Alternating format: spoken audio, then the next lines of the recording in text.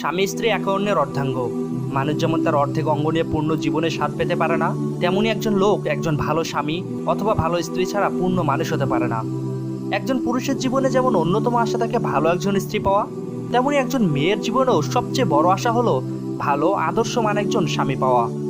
একজন আদর্শ স্বামী পারে তার স্ত্রীর জীবনকে পূর্ণ করে দিতে। তাই ইসলামিক স্কুলের আজকের আয়োজনে থাকছে স্বামী হিসেবে প্রিয় রাসূল সাল্লাল্লাহু আলাইহি সাল্লামের 10টি গুণ।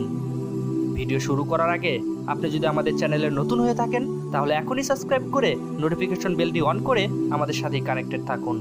আর যদি অলরেডি সাবস্ক্রাইব করে থাকেন তাহলে আপনাকে অসংখ্য ধন্যবাদ। নম্বর 1, স্ত্রীর কাজে সহযোগিতা করা।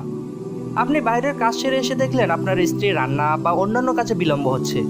এতে আপনি ভুরুকুটি না করে বরং তার কাজে সহযোগিতা করুন। দেখবেন আপনাকে সে কত ভালোবাসে। রাসূল সাল্লাল্লাহু আলাইহি সাল্লাম তার স্ত্রীদের সাথে ঘরের কাজে সহযোগিতা করতেন।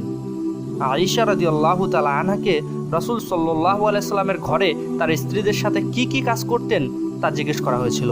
তিনি বলেন, তিনি স্ত্রীদের কাজে সহযোগিতা করতেন, আর যখন নামাজের সময় হতো তখন তিনি নামাজে যেতেন। সুবহানাল্লাহ। সুতরাং এই হাদিস দ্বারা তিনি উম্মতকে শিক্ষা দিয়েছেন যে স্ত্রীদের কাজে সহযোগিতা করতে, তাদের সাথে অদ্ভুত আচরণ করা যাবে না, যা একজন আদর্শ স্বামীর অন্যতম গুণ। নম্বর 2, বাড়িতে নিজের কাজ নিজে করা।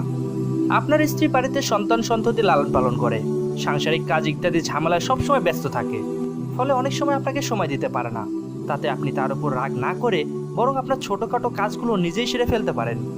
না, এতে আপনার প্রেস্টিজ পাঞ্চার হবে না, বরং বাড়বে। ওই দেখুন না,